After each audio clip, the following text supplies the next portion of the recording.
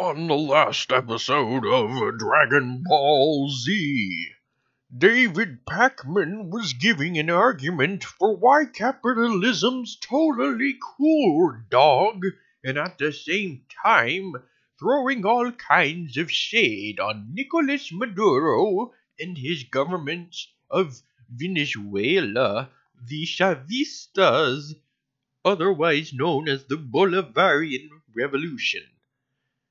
And so, in conclusion, we're taking our horse down the old town road, and we're gonna ride home till we can't anymore. I want to show you. I want to show you this picture one more time, just because it's hilarious.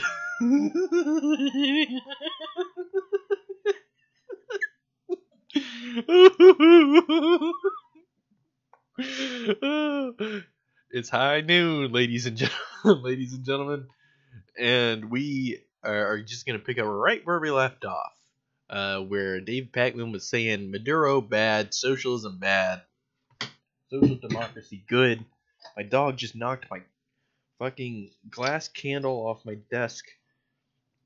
Alright. Leninists will say that their imposition of those intentions in this authoritarian way has led to absolute disaster. And some socialists, Leninists, will say that the opposition to the Venezuelan regime is American AstroTurf. Or does David honestly think that that's not the case? Does David honestly think that like Juan Guaido is not backed by the Americans and the CIA aren't trying to orchestrate this fucking coup that's happening right now? And failing, by the way, thankfully? That the replacement to Maduro might be worse. Step back. The replacement to Maduro might be worse. Yeah, what happened after fucking Salvador Allende got deposed in Chile? They got Pinochet, dude. It's not a good cycle. Here's what happens. Socialist gets democratically elected to leadership. Socialist tries to capitulate, just doing some honest shit, like just trying to nationalize their resources, trying to make an alternative to the World Bank, make alliances, resist U.S. imperialism, stuff you would expect them to do. And then the CIA decides to back some goober like Juan Guaido. He deposes the government, gets into power, runs the country into the fucking ground, while the foreign capitalist multinational companies just come in and carve the country up like a piece of pie. Ladies and gentlemen, that's what David Pakman wants. For a second. An authoritarian apparatus will not lead to an egalitarian, self-determining society, period. So, I mean, David just has a problem with the dictatorship of the proletariat in general. He says that's authoritarian. I say to you, what do you call our current system of the dictatorship of the bourgeoisie? If that's not authoritarian, I don't know what is. But before we get to all of the conclusions, we need to talk about what we mean when we say socialism or communism. When did it start? What does it actually mean? So for our conversation... It started with Jesus Christ when he created the rainbow. Today, when I talk about socialism, I'm talking about modern socialism and communism in the tradition of the 19th century. And if you go back to our Socialism Has Never Worked debunked video, we mentioned older societies and sort of collectivist iterations of economic arrangements. But for today, we're talking about modern socialist theory. And that dates back roughly to about the 1800s. And there are three... Sorry, anarcho-primitivists. You guys aren't included in this conversation. But then again, how are you even watching this? You don't believe in the use of computers and technology. Main lines of Go back to banging sticks together, you fucking idiots. Socialist theory. Almost no one who likes to talk about socialism on the internet actually knows about this stuff. This is really important. This is the nuts and bolts. First, you had mostly the nuts. Utopians in the 19th century. These are people like Saint-Simon, Fourier, and Owen. And their idea was that there would be the development of these collectivist, egalitarian, sort of perfect, as the name utopian implies, societies, sometimes in isolated enclaves, and they would eventually spread. And I actually do believe that individually they can work, But once you say States' this is rights. the system for the country, I think on a state level it could probably work, but we just can't apply it. We can't scale this up for some reason.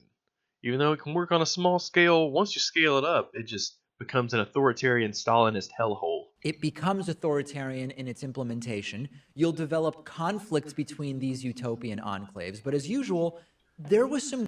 Well, what happens when one of these tiny little utopian enclaves runs into a giant capitalist-backed military, and they're like, "All right, we're just gonna take you guys over. It's called imperialism, bitch." How are they gonna resist it? If they're not a big, unified, centralized country like the USSR, how the fuck are you gonna resist imperialism?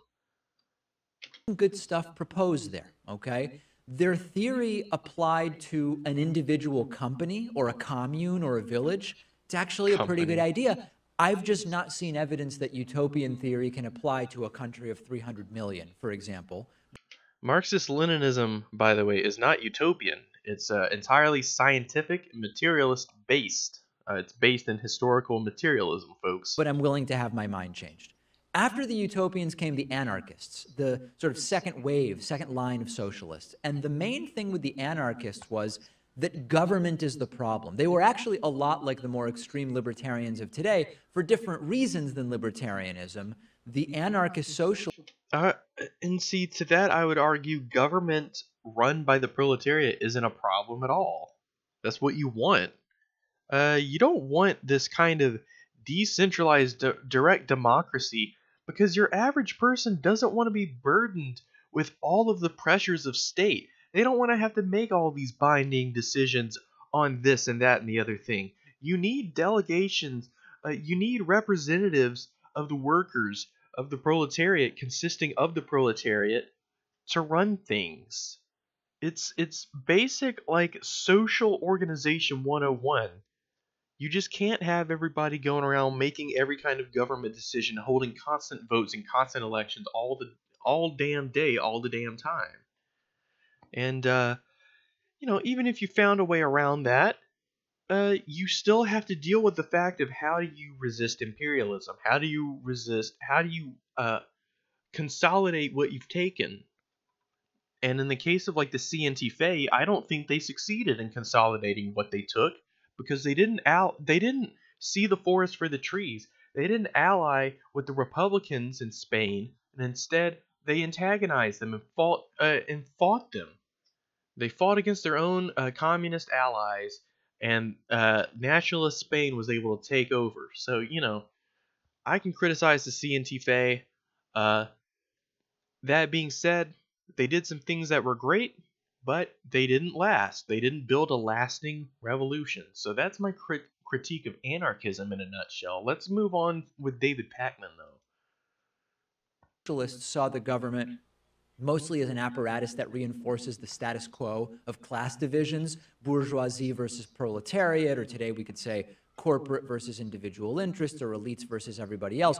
And libertarians, of course, oppose government for different reasons, but there was actually a similarity there. And that also doesn't appeal to me. As most people know, I'm against this on principle. I think that the government does have a role to play. But that being said, the anarchists had some valid critiques. Governments often do become pillars of support for corporate rule. They do reinforce the status quo. They do reinforce power structures.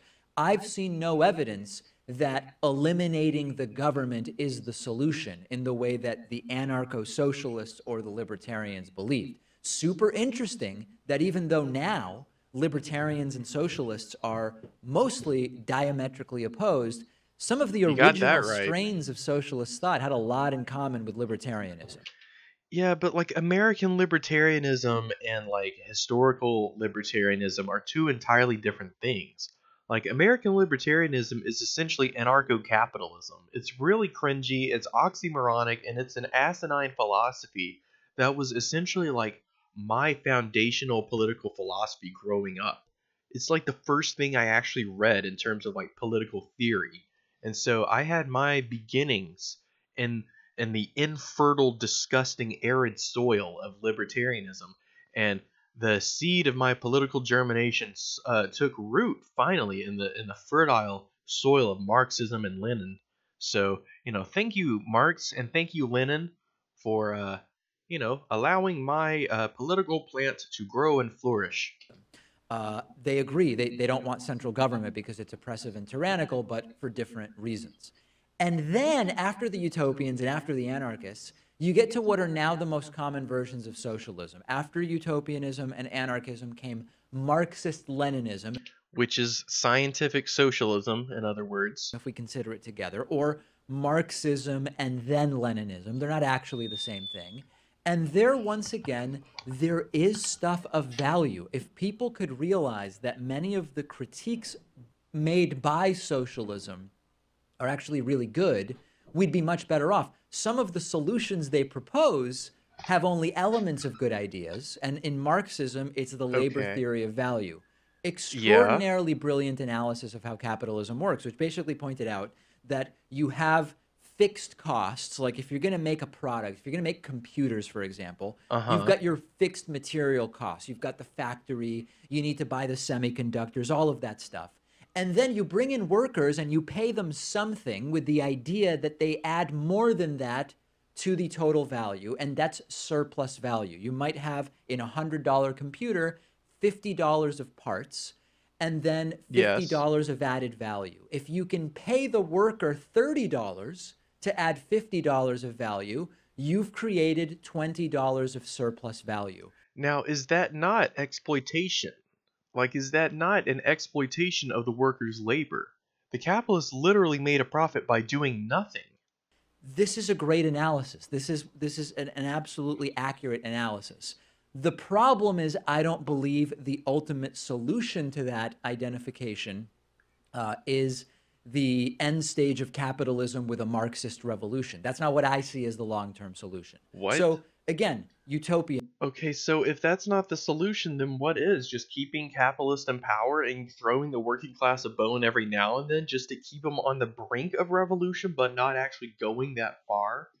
Like, you keep them just happy enough to where they're not going to, like, pull out the guillotines. But, as we see, social democracy is a system built on a house of cards. It's built on capitalism, and capitalism is prone to crashes, as we've seen. It's just built into the system. I don't think it would work at the country level, but for individual companies or communes, I think it's actually a great idea to organize co-ops and shared ownership. Great. That has worked. Okay, but like if you get a co-op, you just have a bunch of little capitalists controlling a capitalist company in a capitalist system. It's a co-op isn't the answer, folks. It's an overthrow of the bourgeoisie. It's an installment of the dictatorship of the proletariat, and anything short of that is just revisionist bullshit that's not actually going to help. Worked. We can apply it to healthcare. We can apply it to education. I don't see that as the solution to all of society. Anarchism, skeptical of government. Government has become a tool of the elites in many ways. We see.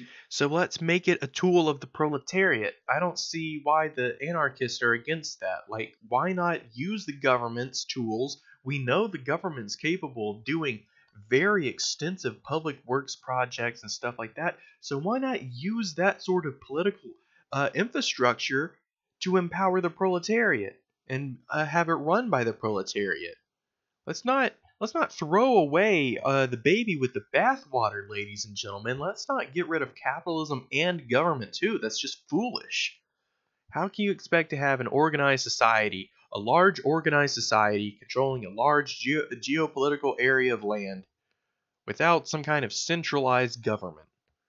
And how are you going to expect that to last against the onslaught of inevitable imperialism that would be at your door? I mean, it's just ridiculous. In the United States, with Democrats and Republicans using government as a way to maintain the status quo. It's a good critique. I disagree that eliminating government is the solution. And so what previously had been sort of a cohesive movement, but with different approaches, utopianism, anarchism, Marxism, Leninism, eventually what we saw around the time of Lenin was a split between actual socialists and those who went in the direction of social democracy. And I believe that there are a number of reasons why social democracy is the way forward and socialism is not. And in explaining this to you, you'll identify many right-wing arguments against socialism, which Let me point out that the Social Democratic government of Weimar Germany cooperated with the fascist paramilitary group the Freikorps to kill socialist revolutionary Rosa Luxemburg and her Spartacist uprising comrades. It was Social Democrats that killed Rosa Luxemburg, ladies and gents. Um, they're not the allies of the proletarians. They are capitalists with a smiley face. I actually don't think are good ones. And this gets to one of my fundamental oppositions to socialism's view All of right. the distributions of outcomes versus social democracies. Socialism in the Marxist, Leninist sort of tradition is simply not aligned with the realities of human distribution. Because when we look at human endeavors, All right, here we they go. have unequal distribution. If you look at athletic ability and how it's distributed, if you look at linguistic proficiency, if you look at business success, if you look at human height, human weight, it's all distributed on a curve. And on the one, is David really gonna go where I think he's gonna go? Is he really gonna say what I think he's gonna say? Because please don't, dude. This stuff belongs like on the fucking Ben Shapiro show, not David Pakman. Come on, DP, don't do me like this, dog. On one hand, where socialism wants to level out the distribution in a way that I've not seen evidence can actually be achieved without significant downsides. What's the downside? Some capitalists don't get to oppress some poor people anymore? Boo fucking who? The kulaks get to sent to the gulags? Well, maybe they shouldn't have fucking been so greedy. Holy shit, David Pakman. Like, just seeing this, it's sad. It's very sad to see. What social democracy wants to do is tweak that distribution, lower the absolute top, raise the bottom a little bit, and then reduce the gap between the very bottom and the very top. But there's still a gap.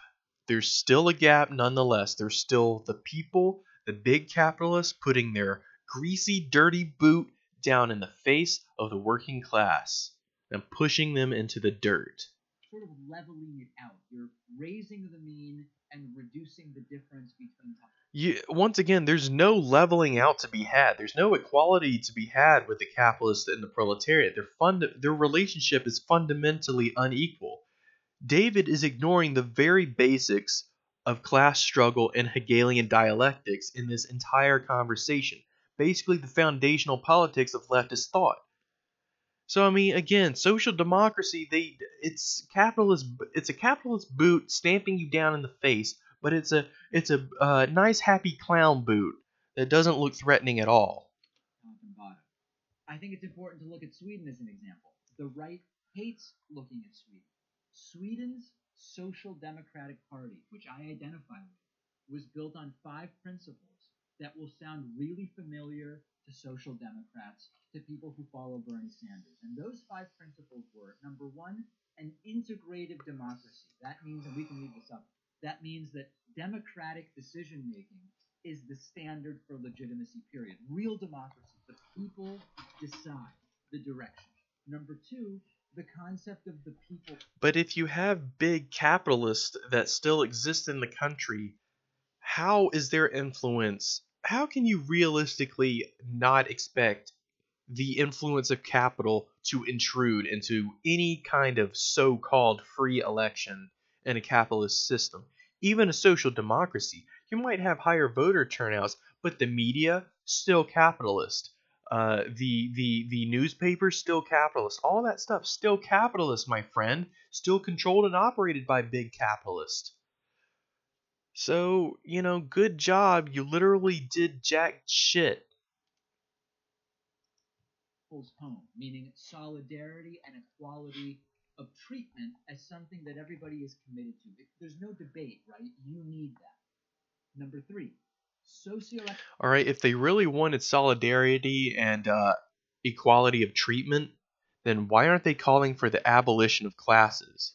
Why aren't they calling for the dissolution of the bourgeoisie, the installment of the dictatorship of the proletariat? Because that would lead to a true people's home, not this social democracy farce that David Pakman wants us to live in. Economic equality and economic efficiency are complementary.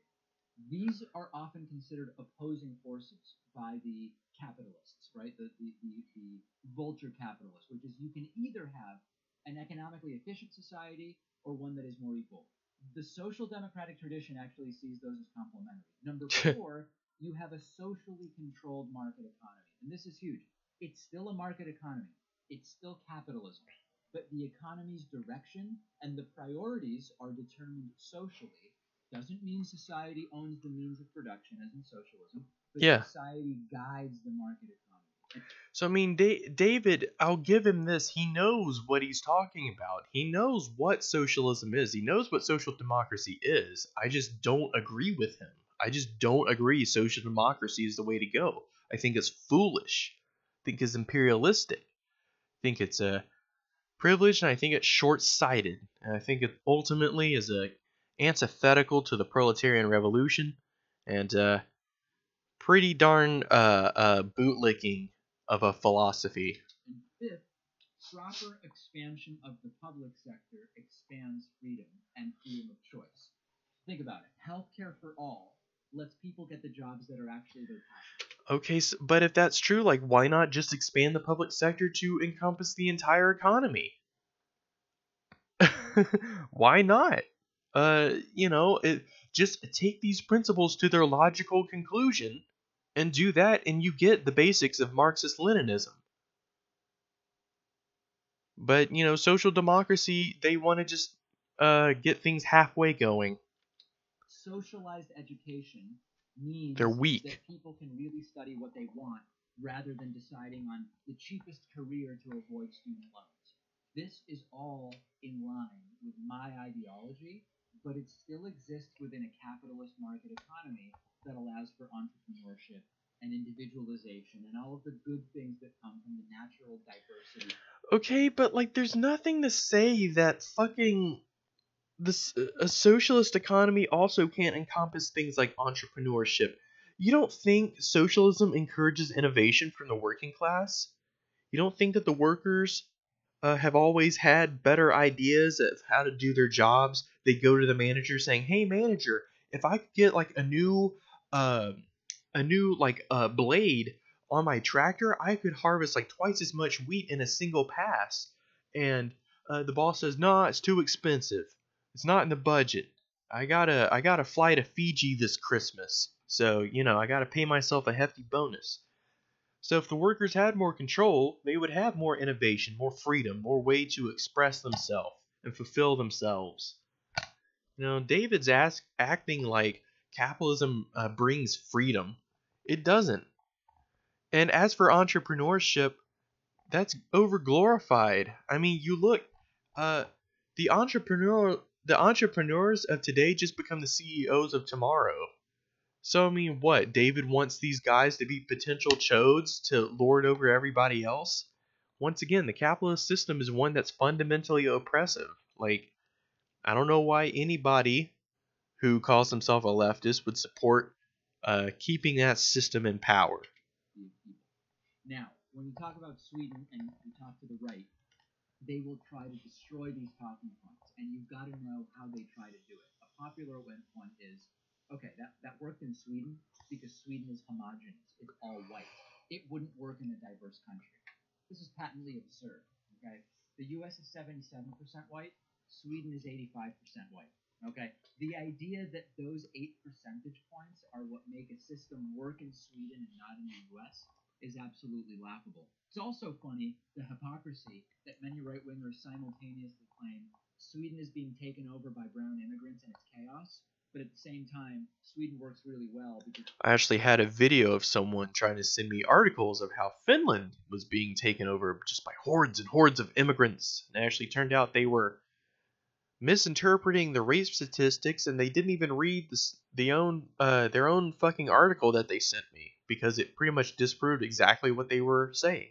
Everybody is white. That should make everybody say, wait a second, that doesn't really make sense. Right-wingers can't read. The counterpoint.